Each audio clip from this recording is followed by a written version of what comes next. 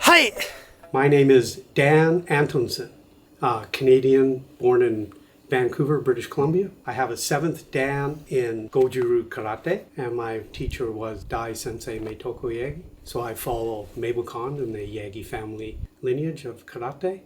In Kobudo, I have Rokodan, and I follow Ryukyu Kobudo, which is the lineage from Taira Shinken through Seisuke Adaniya, and now through one of his senior students, Tamayose Hidemi. I started training actually in judo in 1968. The reason my father put me in judo was I was the smallest boy in the school. I studied judo for 4 years, and I started training in karate Kobudo in 1982 when I was about 21 years old. Well, one of the most memorable experiences for me was I met my first master, who was Sensei Richard Kim, quite famous instructor in North America. So I would say he was one of the most intelligent people I ever met. Just the way he spoke and presented himself seemed larger than life. Could speak several languages and had several degrees and influenced in many ways other than the martial arts. He always said character was the most important thing. And as a young man in the fighting arts, you think, oh, the fighting skills are the most important thing. But for him, that was secondary. It was always your character was the most important thing. And that was one of the things that I found when I came to Japan, and particularly Okinawa, was they're judging your character more than your skills first. The club I joined originally was a Goju club. Richard Kim's association had any style. He considered himself a generalist, so he would teach Goju-ryu, but initially he was a Shorin-ryu practitioner, and taught Kobudo and Tai Chi and Qigong, and he described himself as a generalist, so he would take whatever he could get from wherever he could get it, and that was his thing. He said the base of the pyramid. So because Richard Kim was Shorin-ryu and we were Goju-ryu, he said to my sensei at the time that you have to go to Okinawa and practice with the senior Goju practitioner in the world at the time, who was Dai Sensei Meitoku Yagi. So we came in 1993, the first time to train at the Yagi Dojo. I think at the time he was 79, and it was impressive that a man of such an age was still fit and instructing in a dojo, kind of awe-inspiring. He was stern, shall we say, but strong, and training was hard, and no fooling around, and it was very serious being in the dojo when he was there. So the first day in the dojo, he was showing me an elbow technique, and he laid it in there pretty hard, and I literally went back across the dojo and quite surprised I'd never been hit that hard before training in the martial arts. The Yagi Dojo does have a small connection with the movies of the Karate Kid series, first, second, and third. Of course, the Mr Miyagi, Miyagi Chojun, was the founder of Goju-ryu. So the name obviously came from him, but the character was modeled after mostly a couple Okinawan masters, one of which was Meitoku Yagi, one of the major influences. The writer of the Karate Kid was Robert Kamen. Robert Kamen had actually come to Okinawa and interviewed a few of the masters, and one of the masters that he happened to interview was Dai Sensei Meitoku Yagi. And he himself claimed that after he met Meitoku Yagi, he modeled a lot of the character around Meitoku Yagi.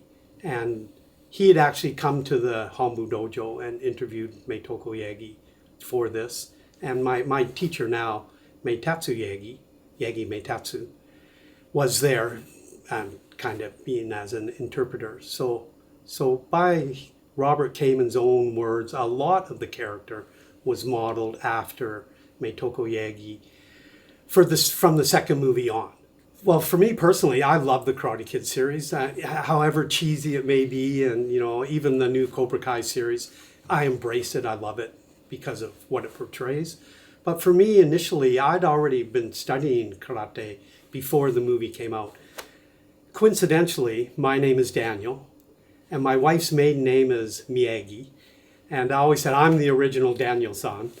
But for me, the Kung Fu series in 1972 with David Carradine had a big influence on my martial arts career.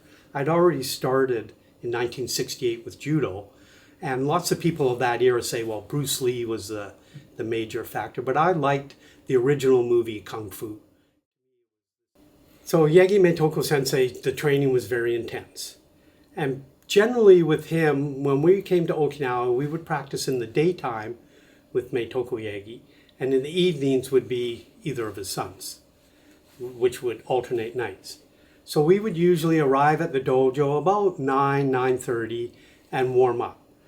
In the classes in the Meibukon dojo, there's no calisthenics, there's no warming up, there's no stretching. You're expected to do all that on your own before you get there, warmed up and ready to go. Class time is for teaching, not for fill, which I call in a lot of commercial dojos. There's a lot of fill running and not actual teaching. So we would be in, Meitoku Yagi lived, the dojo's on the 4th floor, and Meitoku Yagi Dai Sensei lived on the 3rd floor, so he could hear us upstairs. So we would be stomping around, getting ready, and then at a certain point, he would appear. Poof, there he is, coming in through the door. And then that's when class started. There was no time limit. Class would start when he wanted it to, and it would end when he was finished, which was usually an hour and a half or 2 hours. The training was very intense, and his English skills weren't so good. And actually, he spoke Uchinanguchi a lot. And so the training was visual and by explanation, demonstration. And at his age, at 78 or 79 or 80, when he started getting older, still very strong and very low stances. Classes always started with walking basics, and then we would do partner basics, and then we would do Renzo Kumite, and then we'd do Kakomi Kumite. There was never any free sparring in the dojo. That was all prearranged and very intense though. We would also do a lot of limb conditioning, which armbar training we would do. In the Yagi dojo, we don't do a lot of iron jacket training because they don't feel that impacting the chest area and the organs is a good thing, but we do a lot of iron bar training. I always remember the first time I came here, after 3 weeks, my arm was black from wrist to elbow, both arms. I have pictures, and very intense training. And now this is one of my things that I really like about the Yagi dojo is the iron bar training.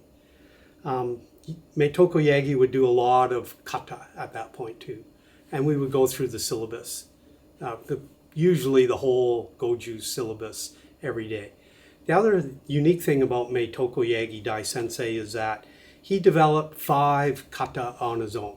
We call these the Meibuken, and they're unique to our school of, the Meibukon school of Goju-ryu. Other schools of Goju-ryu don't do them. The 5 kata are Tench, Seiru, Byako, Shujaku, and Gembu. Hey. Tench.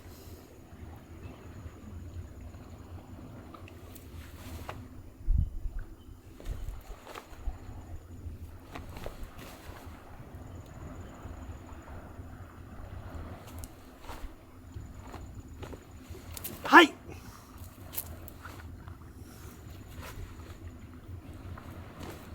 Hi.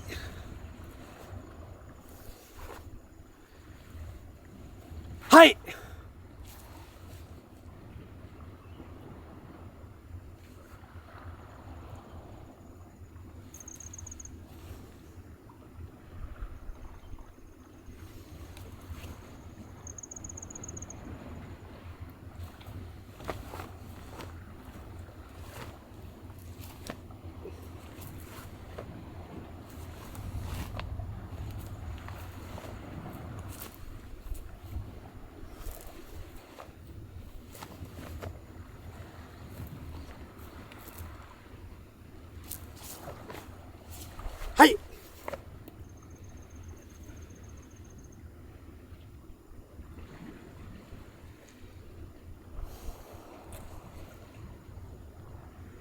The other interesting thing about Meitoku Yagi Dai Sensei is he developed 7 weapons kata. Meitoku Yagi's Dai Sensei's friend was Taira Shinken. There's actually some pictures with them together. And I think Meitoku Yagi learned the use of bow and sai from Taira Shinken. And what he did is he developed the Goju kata with a sai or a bow. So there's Gigsai Ich, Gigsai Ni, and Saifa bow, and Gigsai Ich, Gigsai Ni, Saifa, and Shishochen sai. So we complement our karate training with these weapons kata in the Yagi Dojo. In the Yagi Dojo, if you wanted to free spar after class, you could put on the gloves and do some free kumite.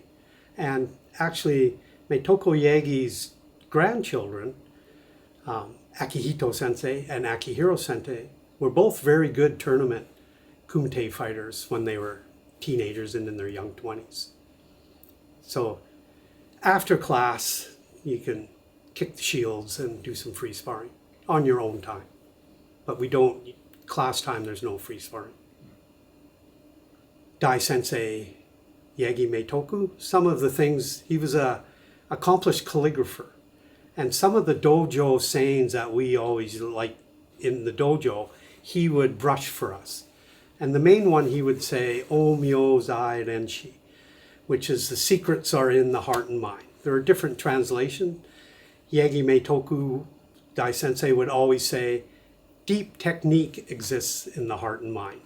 But the secrets of the martial arts aren't really secret. It's in the way of the training and the effort you put into learning it. One of Dai Sensei Meitoku Yagi's other favorite sayings was, flowing water has no resistance. If you're a rock in the middle of the river, and the water's coming down the river, the water doesn't care that the rock is there. It just takes the path of least resistance and goes by it. And he would always say, what would you rather be, the water or the rock?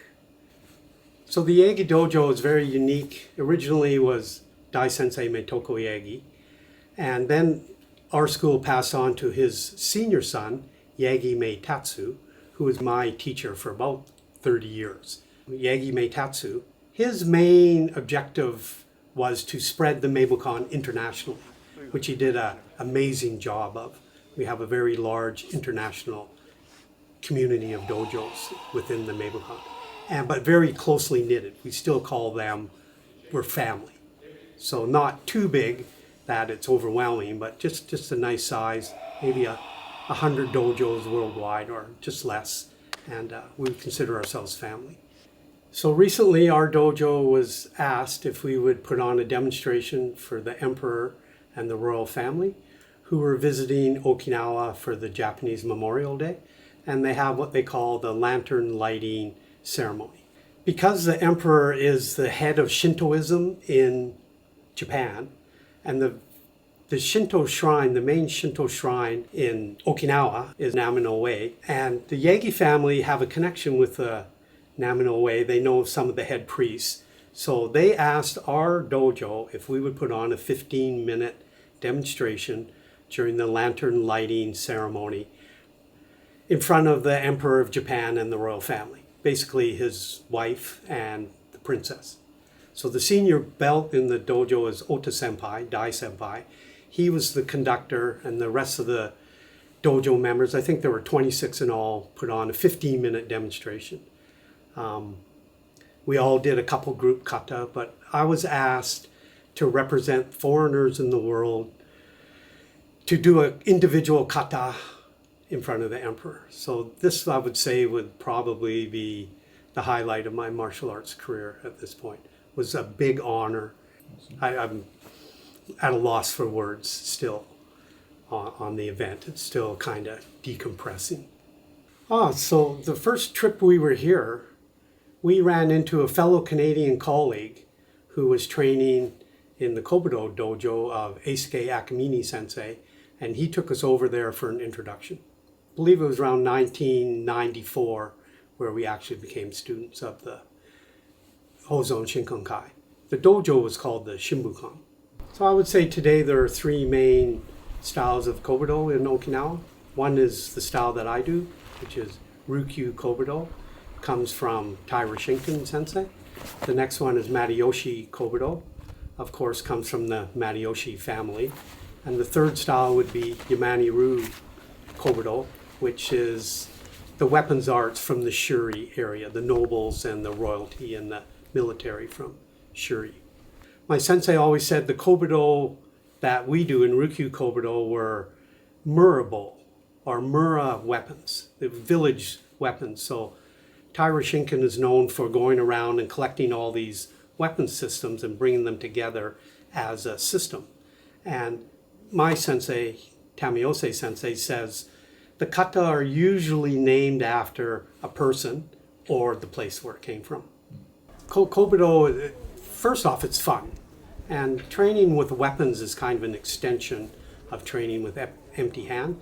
And it gives the added weight, and there are a lot of kata. And it's very interesting. And maybe is the actual combative part of the ancient martial arts was more with weapons than it was empty-handed. But I think one of the most memorable tournaments for me was when Dan Smith had his tournament in Atlanta, Georgia in 2001. And I remember in my category, there were 80 men in the bow division, 4 rings. So what they did is they took the top 4 competitors from each ring, and I made the cut. So I made the top 16. And I guess I came about middle of the group, maybe 7th or 8th, but I thought it was a good accomplishment for me to make the cut and to be in the middle of the pack of such a high caliber tournament. Was the first one for me that kind of made an impression. So in our system, we have bow staff. Well, they don't say bow staff, they say bow or staff. And sai, which is a 3-prong truncheon, like a steel ruler with little sides. Tonfa, which is like a handle. And nunchaku, which we all know from Bruce Lee, of course. And kama. Kama is a sickle of Western society. And we use a teko, which are the brass knuckles. And we also use timbe and rochin, which is a little shield with a short spear. The eiku is the traditional paddle that they use in the dragon boat races. And there's a specific technique with the eiku. It's called sunakaki, which translates flicking of the sand. So when you're on the beach, you can actually flick the sand up. And the idea is to throw a handful of sand into the opponent's face to disrupt his vision and then hopefully finish him off in your mind. It'd be my pleasure to talk about Tamayose Sensei. He's a typical Okinawan master. He's quiet. He's persistent. He's strictly business when it comes to teaching Kobudo. And he's very kind and very gentle. And we refer to him as the quiet master. So he teaches by demonstration and not by words. He walks the walk and teaches in this regard. So what had happened was Seisuke Adaniya died when he was 70, and Tamayose Sensei was one of his senior students. And his master, with his blessings, after he died, started his own branch of the Ryukyu Kobudo that we do, and he named it the Teshinkan, of which I'm one of the founding members, and very honored to be with him right from the beginning, even before the beginning when he was a member of the Hozon Shinkankai. So he, like I said, he teaches by doing. Practice, practice, practice. Basics, basics, basics. Over and over and over again. Very traditional way of teaching, but very kind and gentle. For foreigners who visit Okinawa, it's okay for them to visit this dojo and train, and they can jump around and get a flavor or a feeling for, but once you're here, it's you're kind of expected to stay with one sensei. So you don't have the opportunity to jump around. But Kobudo and karate are 2 different arts. So when we first started, my sensei in karate, Yagi Meitatsu, he went with us over to Tamayose Sensei's house, and they sat down and they talked for quite a period of time together. And in the end, they looked at us and said, okay. So I think they came to an understanding where Tamayose sensei would teach us Kobudo and Yagi sensei would teach us karate. So we're very, very fortunate. And both are Hanshi 10th dans, two of the senior in their own rights in Goju and Ryukyu Kobudo. So I'm very fortunate to be a student of two of the most senior masters in Okinawa. So the way I ended up living in Okinawa is I had made many, many trips to come to Okinawa to train. To date now is 57 trips I've made. At that time, maybe I was around 30. And I ended up meeting an Okinawan girl, which I always said I won the lottery when I met her. So we lived in Canada for a while, but we get closer to retirement and we wanted to put our children through the school system here. And it's a great society to raise kids. So we opted to put our kids through the Japanese school system. I stayed in Canada and worked for a while and then came and joined my wife and daughter here permanently in 2017. I retired early at 57 and moved to Okinawa. I'm pretty happy with life here in Okinawa. I'm living the dream, I would say. I always tell my friends who study martial arts, especially karate and Kobudo, that this is the mothership. So I get to come and train with the masters, still as a student, and continue my learning process. Okinawa is a tropical island paradise, and historically speaking, there's a lot going on in Okinawa, so it's such a small place, but it's big. Big in history, big in the sights, big in the martial arts. Other than family, because family always comes first, the primary thing in my life now is practicing martial arts. I'd like to get as many practice sessions in as I can. So my daily routine is, if I can, I'll go to the beach in the morning and go through my whole repertoire of kata and Kobudo. And I've been studying Taikyoku Ken, which is Tai Chi in Japanese. And then I'll have one or two Kobudo classes and karate classes that I teach on my own in the daytime. And my evenings, I have 4 possible practice times where I go to the Yagi dojo as a student and continue my studies.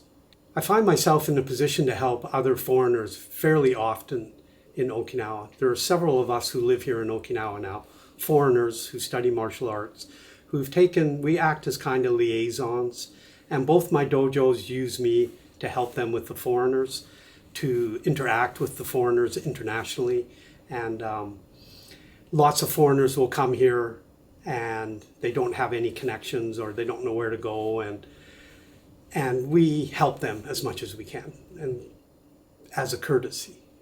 And this is the way. This is the way to help other martial artists. So my good friend James Pankratz, he runs a Sato dojo, very close to Shiredo's that we all know. So I teach there 2 times a week on Mondays and Wednesdays. Hitting a makiwara will give you the calluses build up on your knuckles. Hitting bone will give calcium build up on the bone. And you can literally feel the bone structure is thicker. What me? Am I hitting right? You're hitting right, but you want to keep your arms straight there. That's where you want to hit. Right? Ah, very good, Harold. Yes. Inside. Here, Harold. Palm up, palm down. Okay. Palm down, palm up, palm down. Very good. The benefits of the martial arts. So the initial benefit is the physical benefit of it.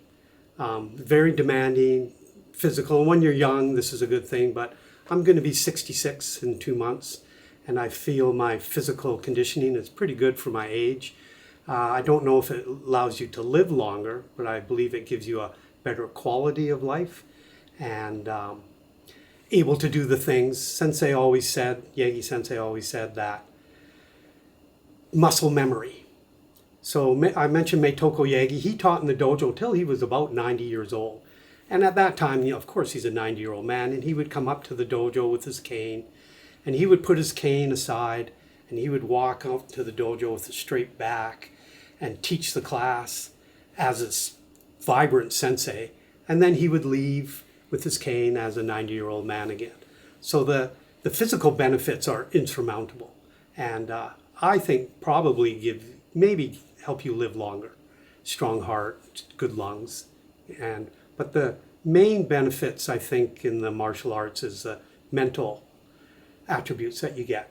The most thing is it's a journey of learning, but the learning is you're learning about yourself along the way. And I always remembered what Sensei Richard Kim would say. He would say, when wealth is lost, nothing is lost. In other words, money means nothing. When health is lost, something is lost. Eventually we all lose our health, and eventually we all die. This is a natural way of thing. But when character is lost, all is lost. So your character is more important than your wealth or your health. And in the West, wealth then is everything, but your character, how you act. And this is what I thought was the most important thing about karate, comes from Okinawa. But the Okinawans aren't teaching the world karate. They're teaching the world how to act properly through karate. Karate is the vehicle by which they are teaching this to the world. And this was the most amazing thing about the masters I've trained with, such as Yagi Meitatsu and his father, Yagi Meitoku, and Seisuke Adaniya Sensei and Tamayose Sensei. It's the way they conduct themselves. And, they never a bad word about anybody, and always thinking of the other person first, and how they act is more important than your skills. For me, my future is to help as many people as I can who come here, and just to practice my daily routine, live my life out as a martial artist.